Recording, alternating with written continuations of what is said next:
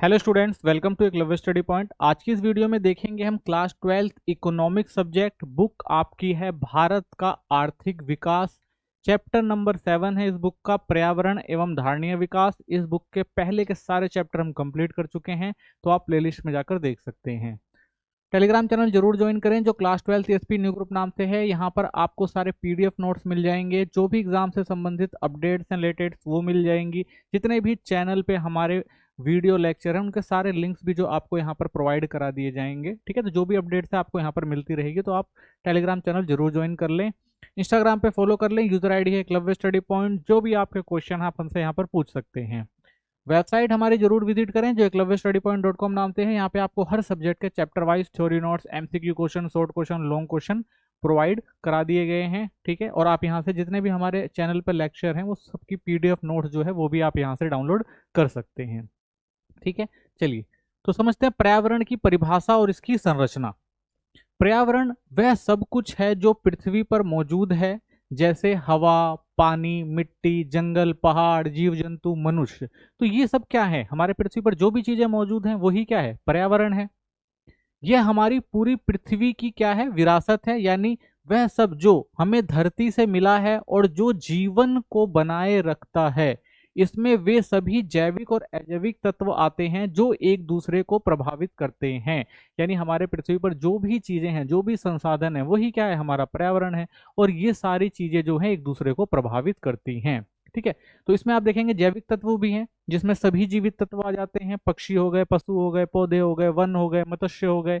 और इसमें आप देखेंगे अजैविक तत्व भी आ जाते हैं, जैसे हवा, पानी, भूमि, चट्टान और सूर्य की किरणें। तो ये सारे जैविक और अजैविक तत्व आपको हमारे पर्यावरण में देखने को मिलते हैं। तो कह सकते हैं पर्यावरण का अध्ययन जैविक और अजैविक घटकों के बीच अंतर संबंधों का अध्ययन है। तो जितने भी हमारे पृथ्वी पर जैविक और अजैविक तत्व हैं, जब इनके अंतर संबंधों को पढ़ते हैं तो वो पर्यावरण का अध्ययन ही कहलाता है। पर्यावरण के मुख्य कार्य क्या हैं? तो पर्यावरण क्या करता है?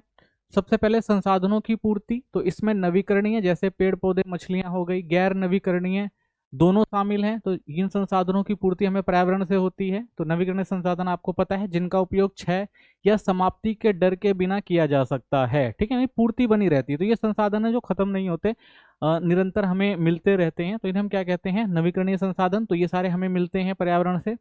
गैर नवीकरणीय संसाधन भी हैं जो निष्कर्षण और उपयोग से समाप्त हो जाते हैं। तो जो हमारे पास अगर देखेंगे गैर नवीकरणीय संसाधन भी हमें पर्यावरण से मिलते हैं, जैसे जीवाश्म ईंधन हो गया, कोयला हो गया, ठीक है ना, पेट्रोलियम हो गया। तो ये दोनों प्रकार के संसाधनों की जो पूर्ति होती है हमें कहाँ से होती है? पर्यावरण से होती है। सेकंड, अवशेष को समाहित करना। तो यह उत्पन्न कचरे को अवशोषित करता है। तो जितने भी बेकार अवशोषित कचरा है हमारे पर्यावरण में, वो सारा जो पर्यावरण ही क्या करता है? अवशोषित कर लेता है, उसको कंपोज कर देता है। ठीक है, खत्म करने का काम करता है। जीवन का पोषण, यह जैविक और जैविक विविधता प्रदान करने जीवन का पोषण करता है। तो जितना भी जीवन से संबंधित क्रियाएं हैं वो सारी हमारी धरती पर ही होती हैं, पर्यावरण में ही होती हैं। तो सबको जो है जीवित रहना और सबका जो जीवन है इन्हीं संसाधनों पर डिपेंड करता है। सौंदर्य विषयक सेवाएं, तो ये सुंदर दृश्य जैसी सेवाएं भी प्रदान करता है। तो आपने देखा होगा भाई, नदी हो गए, झरने हो गए, पहाड़ हो गए, जंगल हो गए। तो ये क्या करता है? हमारे पर्यावरण की सुंदरता को भी बढ़ाता है। पर्यावरण संकट और इसकी पृष्ठभूमि को समझते हैं। तो देखिए पर्यावरण में संकट भी है। हमारे पास हमारा जो पर्यावरण है वो उसके समाप्त होने का भी संकट है। बहुत सारी चीजें जो है धीरे धीरे खत्म हो रही हैं। तो सबसे पहले धारण क्षमता। पर्यावरण इन कार्य को तभी बिना व्यवस्था के कर सकता है जब ये इसकी धारण क्षमता की सीमा में हो। यानी पर्यावरण भाई की एक क्षमता है, एक क्षमता तक ही वो चीजों को सहन कर सकता है। अगर उससे ज्यादा चीजें पर्यावरण पर डाली जाएंगी तो उससे क्या होगा भाई? पर्यावरण को नुकसान पहुंचेगा।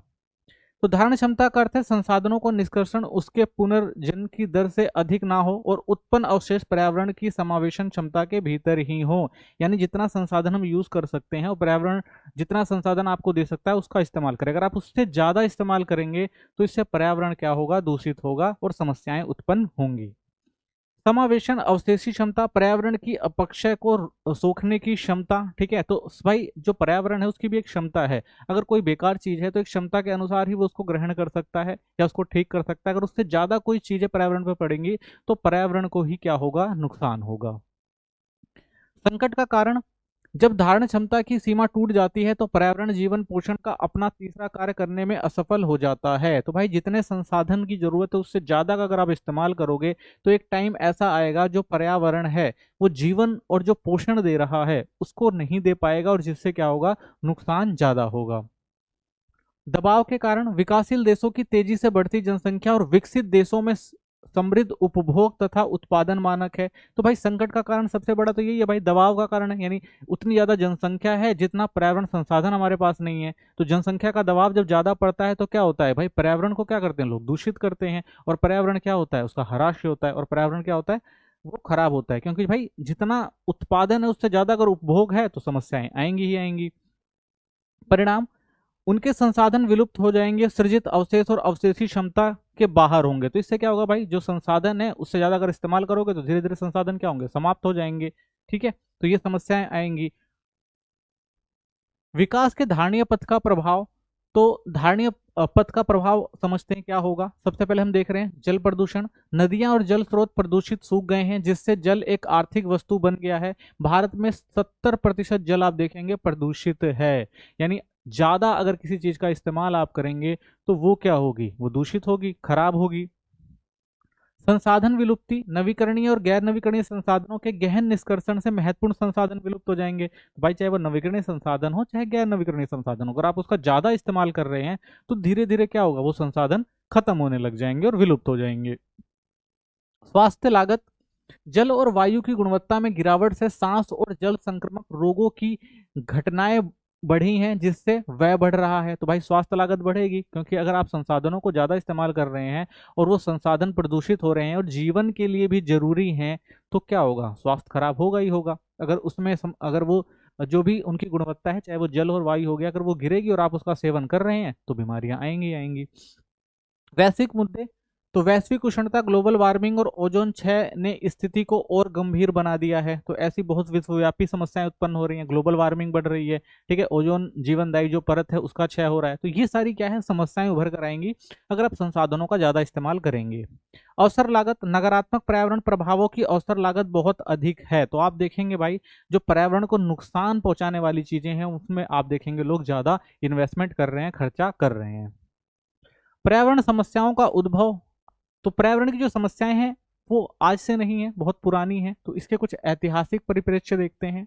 तो प्रारंभिक चरण की बात करते हैं, जब सभ्यता औद्योगिकरण से पहले की थी तो पर्यावरण संसाधनों की मांग और सेवाएं उनकी पूर्ति से बहुत कम थी, प्रदूषण अवशेषी क्षमता के भीतर थी और निष्कर्षण दर पुनः सृजन से कम थी। पर्यावरण समस्याएं उत्पन्न नहीं हुई थी। यानी जब औद्योगिकरण नहीं हुआ था उससे पहले की जो सभ्यता थी बहुत अच्छे से जीवन व्यतीत करती थी, क्योंकि भाई वो पर्यावरण से उतना ही लेते थे जितनी जरूरत थी, और धीरे धीरे पर्यावरण क्या करता था, उस कमी को अपने आप पूरा कर देता था। ठीक है, तो कभी कोई समस्या ही नहीं आती थी। ठीक है, पर्यावरण बिल्कुल शुद्ध और सही था। परिवर्तन, जनसंख्या विस्फोट और औद्योगिक क्रांति के बाद आया। तो आप परिवर्तन देखेंगे, जो पर्यावरण में जो समस्याएं आई उसका मेन कारण था जनसंख्या का बढ़ना और औद्योगिकरण का आना। उत्पादन और उपभोग के लिए संसाधनों की मांग पुनः सृजन की दर से बहुत अधिक हो गई, पर्यावरण की अवशेषी क्षमता पर दबाव बहुत बढ़ गया। तो जनसंख्या बढ़ी, औद्योगिकरण आया, तो संसाधनों का ज्यादा दोहन हुआ, संसाधनों का ज्यादा उपयोग हुआ, जिससे पर्यावरण पे बहुत सारी समस्याएं आने लगी। वर्तमान स्थिति की बात करते हैं तो मांग पूर्ति संबंध उलट गए हैं। पर्यावरण संसाधन और सेवाओं की मांग अधिक है लेकिन उनकी पूर्ति सीमित है। तो इसके कारण अति उपयोग और दुरुपयोग, जिससे अवशिष्ट सृजन और प्रदूषण के मुद्दे गंभीर हो गए हैं। तो आज के टाइम में आप देखेंगे भाई संसाधन बहुत कम है लेकिन संसाधनों की पूर्ति उतनी नहीं हो पा रही है। तो क्या हो रहा है भाई, संसाधनों पर दबाव पड़ रहा है। जब संसाधनों पर दबाव पड़ता है तो संसाधन क्या होते हैं भाई, खराब होते हैं, उनकी गुणवत्ता क्या होती है, कम होती है। और जब उनकी गुणवत्ता कम होगी तो उससे क्या होगा भाई, बहुत ज्यादा अवशिष्ट, यानी पहले क्या होता था भाई, जो भी अवशिष्ट पदार्थ होते थे पर्यावरण को सोख लेता था, अवशोषित कर लेता था। लेकिन अब इतनी ज्यादा मात्रा में अवशिष्ट आ गए हैं कि उसका जो है उसको सोखना जो है वो इतना आसान नहीं है। ठीक है, तो इस वजह से आप देखेंगे वो सारा कचरा जो है वो हमारे पर्यावरण में रहता है, जो क्या करता है, बहुत सारी बीमारियां फैलाता है और लोगों को नुकसान पहुंचाता है। ठीक है, तो ये एक बड़ी समस्या आज वर्तमान स्थिति में आपको देखने को मिलती है, जो आप देखेंगे प्रदूषण के रूप में जो है वो एक गंभीर मुद्दा बनकर आई है। भारत की पर्यावरण स्थिति, प्रमुख चुनौतियां अगर देखें तो भारत के प्राकृतिक संसाधन, संपन्नता की बात करते हैं तो भारत प्राकृतिक संसाधनों से संपन्न है, जिसमें शामिल है भूगोल, उच्च गुणवत्ता वाली भूमि है भारत के पास, सैकड़ों नदियां हैं, उपनदियां हैं, हरे भरे वन हैं, पहाड़ों की श्रृंखलाएं हैं और हिंद महासागर का एक विस्तृत क्षेत्र है। तो भारत को अगर आप देखेंगे एक प्राकृतिक संपूर्ण देश है। मिट्टी है, दक्षिण के पठार की काली मिट्टी है जो कपास की खेती के लिए उपयुक्त है, कपड़ा उद्योग का केंद्र है, पहले से ही रही है भारत में। मैदानी इलाके हैं, अरब सागर से बंगाल की खाड़ी तक फैला गंगा का मैदान जो विश्व के सबसे उर्वरक और सघन जनसंख्या वाले क्षेत्रों में आता है। खनिज भारत के अंदर आपको मिल जाएंगे देखने को, लौह अयस्क विश्व के कुल भंडार का 8% है, कोयला, प्राकृतिक गैस, बॉक्साइट, तांबा, क्रोमेट, सोना, यूरेनियम आदि के भारी भंडार आपको भारत में देखने को मिलते हैं। तो भारत क्या है, एक प्राकृतिक संपन्न देश है, हर तरह के संसाधन आपको भारत में देखने को मिलेंगे। लेकिन पर्यावरण पर दोहरा खतरा हुआ है अगर आप देखें भारत में, तो भारत का पर्यावरण दो प्रमुख कारणों से खतरे में है। सबसे पहला गरीबजन्य अपक्षय, यानी गरीबी के कारण पर्यावरण का अपक्षय हो रहा है। आज भी बहुत सारी जनसंख्या जो गरीब है, जो पूरा पर्यावरण पर निर्भर है, जनसंख्या ज्यादा होने के कारण वो पर्यावरण को क्या कर रहे हैं और ज्यादा खराब कर रहे हैं।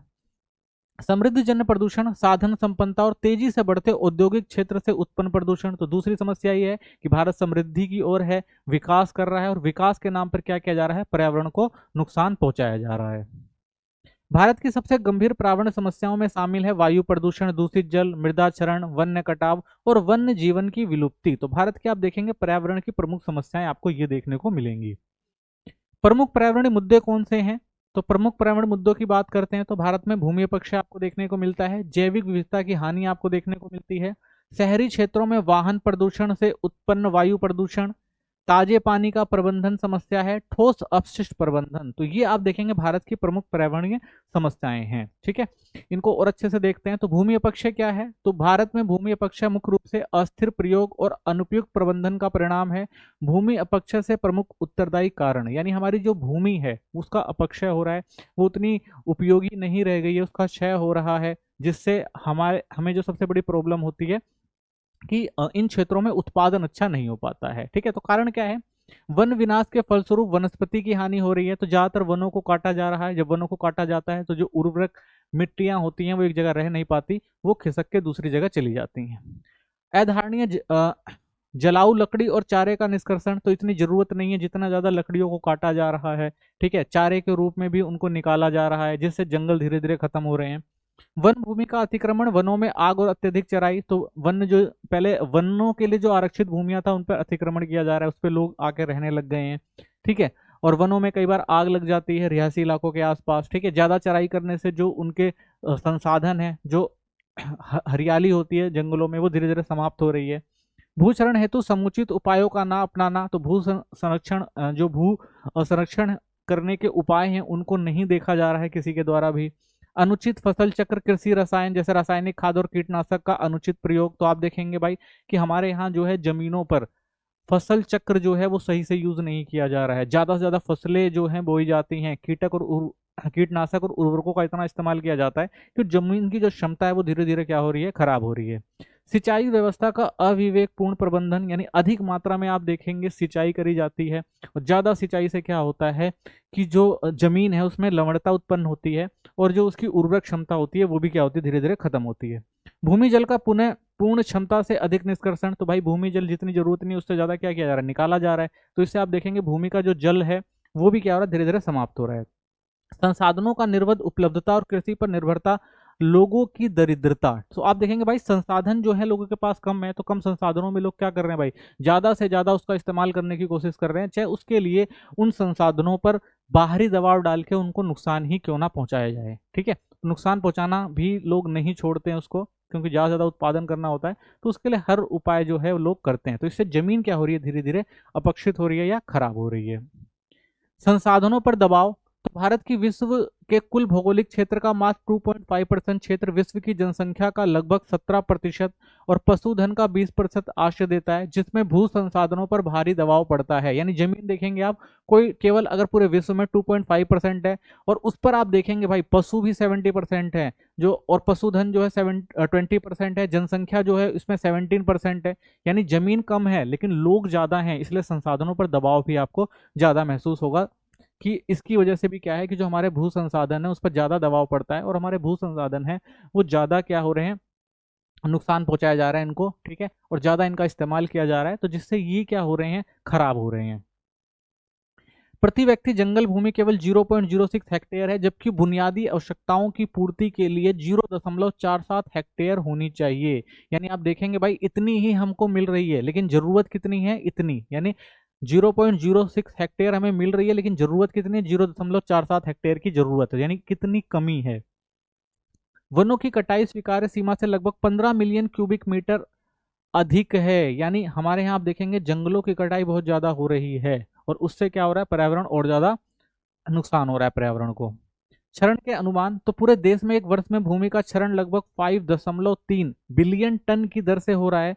इससे प्रतिवर्ष 0.8 million nitrogen, 1.8 million ton phosphorus और 26.3 मिलियन टन पोटेशियम जैसे पोषक तत्वों की क्षति हो रही है। तो देख रहे हैं आप, इन सब चीजों की इतनी क्षति हो रही है, तो इससे क्या होगा, पर्यावरण खराब होगा ही, पर्यावरण का संतुलन बिगड़ेगा ही बिगड़ेगा, ठीक है। तो ये समस्याएं हैं, संसाधनों पर इतना दबाव पड़ रहा है भारत में। वायु प्रदूषण अगली समस्या है हमारी। शहरी इलाकों में वायु प्रदूषण की समस्या बहुत अधिक है। योगदान किनका है आपको पता ही भाई, वाहन उत्सर्जन प्रमुख चिंता का विषय है, क्योंकि ये धरातल पर प्रदूषण का स्रोत है और आम जनता का अधिकतम प्रभाव डालते हैं। उद्योगों का भारी जमाव और थर्मल पावर संयंत्र, ठीक है। तो भारत में अगर आप देखेंगे भाई, वायु प्रदूषण का सबसे बड़ा कारण, एक तो वाहन इतने ज्यादा हो गए हैं, ठीक है, उनसे धुआं निकलता है, दूसरा औद्योगिक क्षेत्र है, थर्मल प्लांट लगाए गए हैं, तो ये सारे क्या कर रहे हैं, हमारे वातावरण को दूषित कर रहे हैं, ठीक है। वाहनों की वृद्धि, तो मोटर वाहनों की संख्या आप देखेंगे 1991 में 30 लाख से बढ़कर 2022 में आप देखें 35 करोड़ हो गई है। दो पहिए वाहन और कारें कुल पंजीकृत वाहनों का 85% हैं, जो कुल वायु प्रदूषण बोझ में उल्लेखनीय योगदान दे रही हैं। यानी वाहनों की जो वृद्धि है आप देखेंगे, ये बहुत महत्वपूर्ण कारण है भारत के अंदर वायु प्रदूषण का, ठीक है। औद्योगिक प्रदूषण, तो भारत विश्व का 10वां सर्वाधिक औद्योगिक देश है। तो जब 10वां औद्योगिक देश है, सबसे ज्यादा औद्योगिकरण है, तो औद्योगिक प्रदूषण भी ज्यादा ही होगा। तो अनियोजित शहरीकरण आप देखेंगे, प्रदूषण, दुर्घटनाओं का जोखिम, ये सारी चीजें भी यहाँ पर हो रही हैं, ठीक है। क्योंकि भाई ज्यादा औद्योगिकरण होगा तो क्या होगा, लोग ज्यादा यहाँ पर आएंगे काम करने के लिए, तो इससे क्या होगा, शहरीकरण बढ़ेगा। जब शहरीकरण बढ़ेगा तो शहरों पर दबाव ज्यादा बढ़ेगा, तो शहरी संसाधनों को क्या किया जाएगा भाई, प्रदूषित किया जाएगा।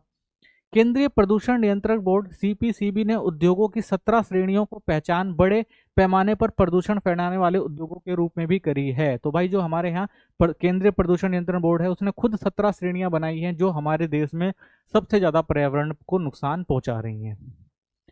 मीठे जल का प्रबंधन अगली समस्या है। तो दुनिया भर में जल की गुणवत्ता लगातार खराब होती जा रही है।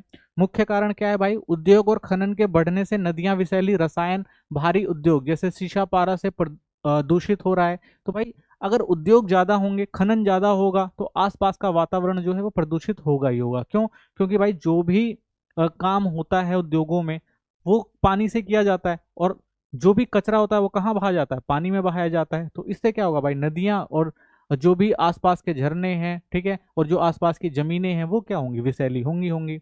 इन प्रदूषकों को सामान्य जल शुद्धिकरण संयंत्रों से निकालना बहुत कठिन हो जाता है। तो भाई ये जितने भी प्रदूषण आते हैं, आप कितनी भी टेक्नोलॉजी विकसित कर लें, उस पानी को साफ नहीं कर सकते, उसमें हमेशा कुछ ना कुछ कमी रहेगी जो क्या करेगी, नुकसान पहुंचाएगी लोगों को। शहर और कस्बों के पास की सतही जल, नदियां, झीलें आदि समय के साथ अधिक प्रदूषित हो रही हैं। जनसंख्या का दबाव ज्यादा है, लोग ज्यादा हैं, अपशिष्ट कचरा ज्यादा निकल रहा है, तो वो क्या करेंगे भाई, आसपास के इलाके को प्रदूषित करेंगे ही करेंगे, ठीक है। यहाँ तक कि भूजल भी अब दूषित हो चुका है। तो ज्यादा अगर आप भूजल का इस्तेमाल कर रहे हैं तो उसकी भी एक क्षमता होती है, तो उसमें क्या हो गया, लवणता ज्यादा उत्पन्न होगी, तो वो भी क्या होगा, दूषित होगा ही होगा। परिणाम, इसके कारण जल जनित बीमारियां बहुत बढ़ गई हैं, जैसे हैजा, टाइफाइड, डायरिया। तो ये एक प्रमुख बीमारियां आप देखेंगे हमारे देश में हैं, किसकी वजह से, केवल पानी की वजह से। इन बीमारियों का सबसे अधिक प्रभाव बच्चों और गरीब वर्ग पर पड़ता है। तो सबसे ज्यादा भाई प्रभाव किस पर पड़ेगा, बच्चों पर पड़ेगा, क्योंकि भाई उनकी इम्यूनिटी सिस्टम कम होता है। गरीबों पर पड़ेगा क्योंकि भाई उतने पैसे तो होते नहीं कि वो क्या करें, शुद्ध पानी खरीद सके, तो उनको जो पानी मिलता है उस पानी का इस्तेमाल करते हैं और बीमार पड़ते हैं, ठीक है। ठोस और खतरनाक अपशिष्टों के प्रभाव, तो सबसे समस्या एक हमारे यहाँ ये भी है कि भाई जनसंख्या ज्यादा है तो कूड़ा भी ज्यादा है, और कूड़े को निपटान करना जो है वो सबसे बड़ी समस्या है देश में। तो कई शहरों में ठोस कचरा इतनी मात्रा में पैदा होता है कि उसे ठीक से इकट्ठा या निपटाना बहुत मुश्किल हो जाता है। तो मुख्य समस्याएं कचरे का अपर्याप्त संग्रह और अव्यवस्थित निपटान मानव स्वास्थ्य और उत्पादकता दोनों के लिए हानिकारक है। यानी अगर ज्यादा मात्रा में कूड़ा है और जगह जगह पर फेंका जा रहा है तो उसमें बीमारियां फैलेंगी और नुकसान जो होगा लोगों को ज्यादा होगा। कई बार नगर निगम के ठोस कचरा स्थल पर औद्योगिक और खतरनाक कचरा भी फेंका जाता है। तो आप देखेंगे भाई जहां पर कचरा फेंका जाता है तो जो औद्योगिक क्षेत्र होते हैं वो जो खतरनाक रसायन और जो भी कचरा होता है उसको फेंक देते हैं। तो वो क्या करते हैं भाई, उसमें विषैली गैसें वगैरह होती हैं, वो क्या करती हैं आसपास के क्षेत्रों को नुकसान पहुंचाती हैं और लोग बीमार पड़ते हैं। ये कचरा धीरे धीरे भूमिगत जल स्रोतों में भी रिस जाता है जिससे जल प्रदूषण और बीमारियां बढ़ जाती हैं। तो भाई जो आपने कचरा फेंका है उसमें रसायन होता है वो धीरे धीरे क्या होता है नदियों में मिल जाता है और नदियों में मिलने से उसके पानी को प्रदूषित करता है और लोग उस पानी को पीते हैं और बीमार पड़ते हैं। ठीक है, नेक्स्ट समस्या जो है वो ग्लोबल वार्मिंग है। ये पूरे विश्व की समस्या है। वैश्विक उष्मीकरण का अर्थ है पृथ्वी के निचले वायुमंडल के औसत तापमान में धीरे धीरे वृद्धि होना। यानी जो पृथ्वी की सतह है वो धीरे धीरे क्या हो रही है, ज्यादा गर्म हो रही है। उसे क्या कहा गया है, वैश्विक उष्मीकरण या ग्लोबल वार्मिंग कहा गया है। यह वृद्धि जो है ग्रीन हाउस गैस है जैसे carbon dioxide, methane, nitrous oxide, ozone की मात्रा बढ़ने के कारण होती है। यह प्रक्रिया औद्योगिक क्रांति के बाद तेजी से बढ़ी है। तो जैसे ही औद्योगिक क्रांति आई, बड़े पैमाने पर औद्योगिकरण शुरू हुआ, तो इससे आप देखेंगे कि सबसे ज्यादा क्लोरोफ्लोरोकार्बन जो हो गया आपका, ठीक है ना, कार्बन डाइऑक्साइड, मीथेन, ये गैसें जो है वो ज्यादा उत्पन्न होती है औद्योगिक क्षेत्रों से। और ये क्या कर रही हैं, जो हमारा पर्यावरण है उस पर्यावरण का जो एक कह सकते हैं एक क्षमता होती है अवशोषण की, उसको बढ़ा रही हैं। जिससे क्या हो रहा है कि जो विश्व जो हम पृथ्वी जो है वो ज्यादा गर्म हो रही है। और जब पृथ्वी ज्यादा गर्म होती है तो उससे बहुत सारी समस्याएं उत्पन्न होती हैं। तो पिछली एक सदी में पृथ्वी का तापमान लगभग 1.5 फahrenheit यानी 0.06 डिग्री सेल्सियस बढ़ गया है और समुद्र का स्तर कई इंच ऊपर उठ गया है। यानी जब आप देखेंगे पृथ्वी जब गर्म होगी तो पृथ्वी में बहुत सारे आप ग्लेशियर देखेंगे। ठीक है, ग्लेशियर जो बर्फ जमे हुए हैं, तो पृथ्वी का जब तापमान बढ़ेगा तो ग्लेशियर की बर्फ जो है वो पिघलेगी और वो पिघल कर बर्फ कहाँ जाएगी, समुद्र में जाएगी। तो समुद्र का स्तर क्या होगा, वो बढ़ेगा। और जब समुद्र का स्तर बढ़ेगा तो आइलैंड वाले जो देश हैं जो ज्यादातर पानी से घिरे हुए हैं, ठीक है, जो समुद्र से घिरे हुए हैं, वो क्या करेंगे, उसमें डूब जाएंगे। तो एक ये बड़ी समस्या आप देखेंगे ग्लोबल वार्मिंग के कारण हो रही है पूरे विश्व में। तो वैश्विक उष्मीकरण के कारण क्या है, तो कोयला और पेट्रोलियम का जलना। कोयला, पेट्रोलियम और डीजल जलाने से कार्बन डाइऑक्साइड, मीथेन जैसी गैस वायुमंडल में बढ़ जाती हैं। पशुपालन में वृद्धि। अधिक पशुपालन से जंगलों की कटाई होती है और जानवरों के अपशिष्ट से मीथेन गैस निकलती है। ठीक है, तो पहला आप देख रहे हैं भाई कोयला और पेट्रोलियम का जलना। दूसरा, ज्यादा पशुओं का होना, उनके अपशिष्ट से ज्यादा मीथेन गैस निकलना। जीवाश्म ईंधनों का अधिक उपयोग, जैसे गाड़ियां, कारखाने, बिजली घर रोजाना बहुत ईंधन जलाते हैं, तो इससे भी क्या देखेंगे आप, ये सारी गैसें उत्पन्न होती हैं। वनों की कटाई। पेड़ों को काटने से वातावरण में कार्बन डाइऑक्साइड की मात्रा बढ़ती है क्योंकि CO2 को भी अवशोषित करते हैं। तो भाई अगर आप ज्यादा पेड़ काटेंगे तो कार्बन डाइऑक्साइड क्या होगी, ज्यादा बढ़ेगी, क्योंकि कार्बन डाइऑक्साइड को कौन अवशोषित करते हैं, पेड़। जब पेड़ रहेंगे नहीं तो वो क्या करेगी, वो वातावरण में फैलेगी और क्या करेगी, वो वातावरण को गर्म करेगी। 1750 के बाद की वृद्धि, कार्बन डाइऑक्साइड CO2 में 41% की वृद्धि हुई और मीथेन में आप देखेंगे 160% की वृद्धि हुई है। यानी जो ग्लोबल वार्मिंग की प्रमुख गैसें हैं उनको आप देखेंगे 1750 के बाद तो इनकी जो वृद्धि है बहुत अधिक आपको देखने को मिलती है। वैश्विक उष्मीकरण के परिणाम क्या होंगे, तो देखिए तेज और शक्तिशाली तूफान आएंगे। तो हरिकेन और उष्णकटिबंधीय तूफान पहले से ही अधिक प्रबल हो रहे हैं। ठीक है, दूसरा, बर्फ का पिघलना। ध्रुवीय क्षेत्रों और पहाड़ों की बर्फ तेजी से पिघल रही है जिससे समुद्र का स्तर बढ़ रहा है और तटीय क्षेत्रों में बाढ़ आ रही है। ठीक है, तूफान आएंगे, बाढ़ आएगी। बीमारियों का फैलाव। गर्म वातावरण में मलेरिया, डेंगू, कोलरा, चिकनगुनिया जैसी बीमारियां अधिक फैलती हैं। ठीक है, तो भाई अगर पानी ज्यादा है, ठीक है, फैल रहा है चारों तरफ, गर्मी ज्यादा है, तो उससे क्या होगा, बहुत सारी जो बीमारियां यानी मलेरिया, डेंगू, कोलरा ऐसी बहुत सारी बीमारियां फैलती हैं जो क्या करती हैं, लोगों को नुकसान पहुंचाती हैं। प्रजातियों का विलुप्त होना। कई जीव जंतु जैसे ध्रुवीय भालू हो गया, आपने आवास खो रहे हैं और हमेशा के लिए समाप्त होने के खतरे में है। तो भाई जब ग्लोबल वार्मिंग होगी, बर्फ पिघलेंगे, तो जो पोलर बियर है उन जगहों पर रहते हैं, तो उनको जब उनका माहौल नहीं मिलेगा तो वो क्या होंगे, धीरे धीरे विलुप्त हो जाएंगे। ठीक है, समाधान और भविष्य की राह अगर देखें तो सरकार के प्रयास, पर्यावरण मंत्रालय और केंद्रीय राज्य प्रदूषण नियंत्रण बोर्ड द्वारा उठाए गए कदम बहुत महत्वपूर्ण है। तो सरकार ने भी कुछ प्रयास किए हैं कि भाई किसी तरह इन सब चीजों को खत्म करा जाए, ठीक है ना, और या जो हमारा प्रदूषण है उसको बचाया जाए या उसकी रोकथाम के लिए उपाय किए जाएं। तो ऐसी बहुत सारी नीतियां गवर्नमेंट बनाती है। मूल आवश्यकता, ये कदम तब तक कारगर नहीं होंगे जब तक कि हम सोच समझकर धारणीय विकास के रास्ते को नहीं चुनते। तो सिर्फ नियम बनाने से, कानून बनाने से चीजें नहीं होंगी, लोगों को इसका महत्व समझाना पड़ेगा, धारणीय विकास के बारे में बताना पड़ेगा, तभी जो कोई चीज हो सकती है। तो ये आवश्यकता है। धारणीय विकास क्या है? तो भावी पीढ़ियों के भविष्य की चिंता किए बिना विकास कार्य संसाधनों और पर्यावरण का अपक्षय इतनी गति से करेंगे जिससे पर्यावरण संबंधी आर्थिक संकट दोनों पैदा हो सकते हैं। तो अगर आपने धारणीय विकास नहीं अपनाया तो क्या होगा भाई? आने वाले समय में जो हमारी पीढ़ियां हैं, जो भी हमारे प्राकृतिक संसाधन हैं, वो उनको नहीं मिल पाएंगे और क्या होगा? समाज को नुकसान होगा ही होगा। तो धारणीय विकास क्या होता है? तो धारणीय विकास का मतलब है ऐसा विकास जो वर्तमान पीढ़ी की आवश्यकताओं को इस तरह पूरा करे कि भावी आने वाली पीढ़ियों की आवश्यकताओं की पूर्ति की क्षमता पर कोई असर ना पड़े। तो अगर हम कहते हैं धारणीय विकास क्या होता है भाई, कि संसाधनों का ऐसा इस्तेमाल किया जाए कि आज हम उस संसाधन का इस्तेमाल कर रहे हैं, आने वाली पीढ़ी भी उन संसाधन का इस्तेमाल कर सके। ठीक है, तो यही क्या है? आपका धारणीय विकास है। पर्यावरण और अर्थव्यवस्था दोनों एक दूसरे पर निर्भर करते हैं, तो जरूरी है भाई, क्योंकि पर्यावरण ही अर्थव्यवस्था चलाती है। यदि विकास पर्यावरण को नुकसान पहुंचाता है तो यह जीवन को भी खतरे में डाल सकता है। यानी कि अगर आप विकास के नाम पर पर्यावरण को नुकसान पहुंचा रहे हैं तो उसका खतरा आपके जीवन पर भी पड़ेगा ही पड़ेगा। इसलिए विकास ऐसा होना चाहिए जो आज की जरूरतें पूरी करे और भविष्य को भी सुरक्षित रखे। तो इसलिए विकास जो होना चाहिए वो धारणीय होना चाहिए कि भाई आज की भी आप जरूरत को पूरा कर लें और भविष्य में भी जो लोग आए उसको पूरा कर सके, अपनी जरूरतों को पूरा कर सके। तो ऐसे विकास का जो है पैमाना होना चाहिए। तो संयुक्त राष्ट्र पर्यावरण और विकास सम्मेलन किया गया इसी के लिए। तो इस सम्मेलन ने धारणीय विकास की आवश्यकता पर जो है या अवधारणा पर बल दिया था। तो इसकी प्रसिद्ध परिभाषा दी गई भाई कि विकास कैसा होना चाहिए? तो वह विकास जो वर्तमान पीढ़ी की आवश्यकताओं को भावी पीढ़ी की आवश्यकताओं की पूर्ति की क्षमता से समझौता किए बिना पूरा करे। ठीक है, तो यही कहा गया भाई जब संयुक्त राष्ट्र पर्यावरण और विकास सम्मेलन किया गया कि भाई पूरे विश्व में बहुत सारी समस्याएं फैल रही हैं पर्यावरण को लेकर। तो एक परिभाषा दी गई भाई कि विकास ऐसा होना चाहिए कि आज जो आवश्यकताएं हम पूरी कर रहे हैं, भविष्य में आने वाले लोग भी उन आवश्यकताओं को पूरा कर सकें। तो ऐसे विकास का पैमाना होना चाहिए। तो इस सम्मेलन में ये बात कही गई थी। मुख्य अवधारणा क्या थी? आवश्यकता, सभी की बुनियादी जरूरतें पूरी हों। ठीक है, और दूसरा, आने वाली पीढ़ियों के लिए भी संसाधन बचें। तो ये कहा गया भाई कि आज की जो जरूरतें हैं उनको पूरा किया जाए और साथ में भविष्य में जो आने वाली पीढ़ियां हैं उनकी जरूरतों का भी ध्यान रखा जाए कि भाई ये संसाधन उनको कम ना पड़ जाएं।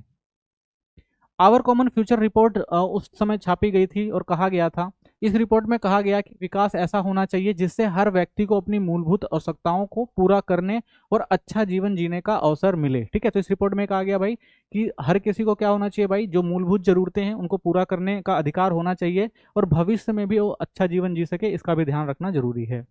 यह केवल आर्थिक नहीं बल्कि नैतिक प्रश्न भी है, क्योंकि इन संसाधनों का पुनर्वितरण जरूरी है। तो ये जरूरी नहीं है भाई कि नैतिक है, ये आर्थिक भी है और नैतिक भी है, क्योंकि भविष्य में अगर ये चीजें नहीं मिलेंगी तो और ज्यादा नुकसान हो सकता है।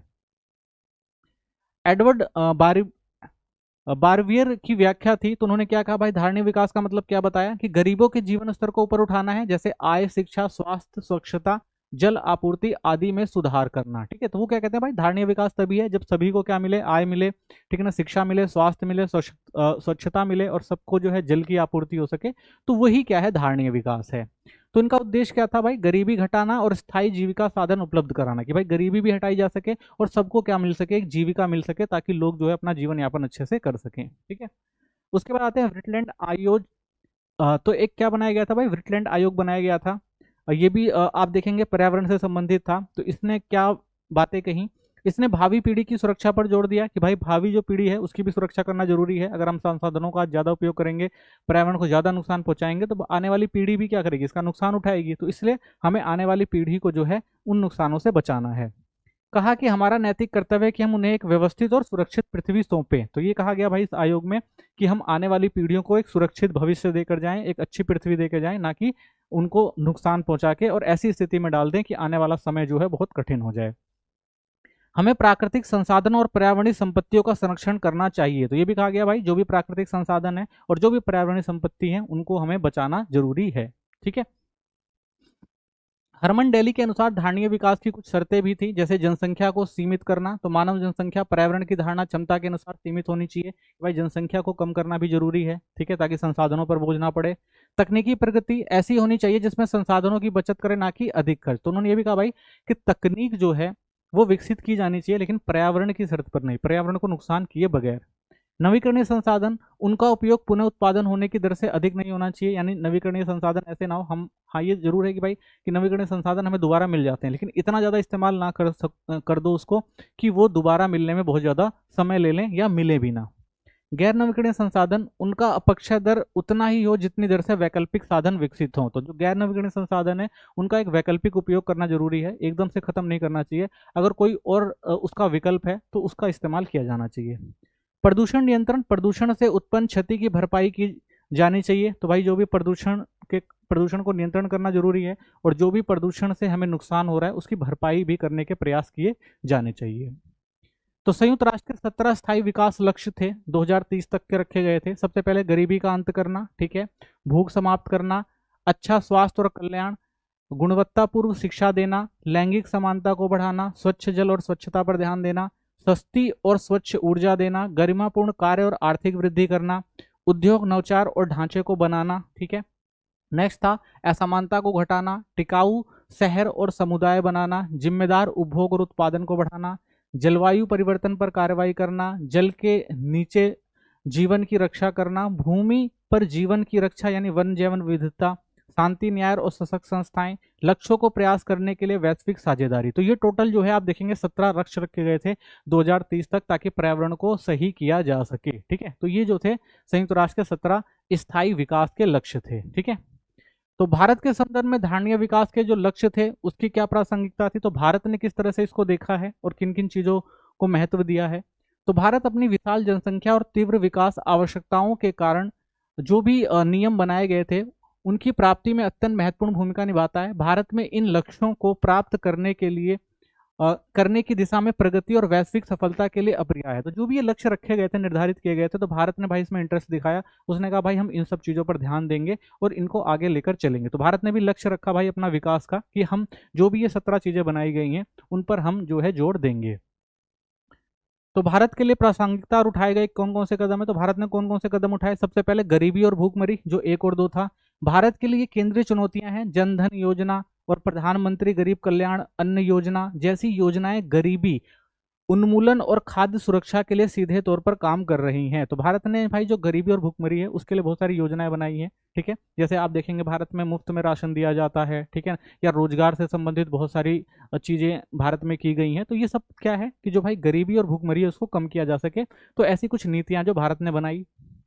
स्वास्थ्य और शिक्षा पर ध्यान दिया गया। आयुष्मान भारत विश्व की सबसे बड़ी स्वास्थ्य बीमा योजना है। स्वास्थ्य सेवाओं तक पहुंच बढ़ रही है। राष्ट्रीय शिक्षा नीति की गुणवत्तापूर्ण और समावेशी शिक्षा सुनिश्चित करने पर केंद्रित है, ठीक है। तो भारत ने क्या किया भाई, स्वास्थ्य और शिक्षा पर भी जो महत्व दिया है। लैंगिक असमानता, बेटी बचाओ बेटी पढ़ाओ और महिला उद्यमियों को समर्थ देने वाली योजनाएं लैंगिक समानता को बढ़ावा दे रही हैं। हालांकि लिंग अनुपात और कार्यबल में महिलाओं की भागीदारी अभी भी चिंता का विषय है। तो भारत में महिलाओं को आगे बढ़ाने के लिए, लैंगिक समानता देने के लिए बेटी बचाओ बेटी पढ़ाओ अभियान चलाया गया। महिलाओं को सक्षम बनाने के लिए उनको बहुत सारी योजनाओं के तहत रोजगार दिए गए हैं, या स्वावलंबी बनाने के लिए बहुत सारे उनको लोन वगैरह दिए जाते हैं, ठीक है ना। बहुत सारे सोशल हेल्प ग्रुप बनाए गए हैं ताकि महिलाएं भी जो हैं आगे आ सकें और अपना विकास कर सकें।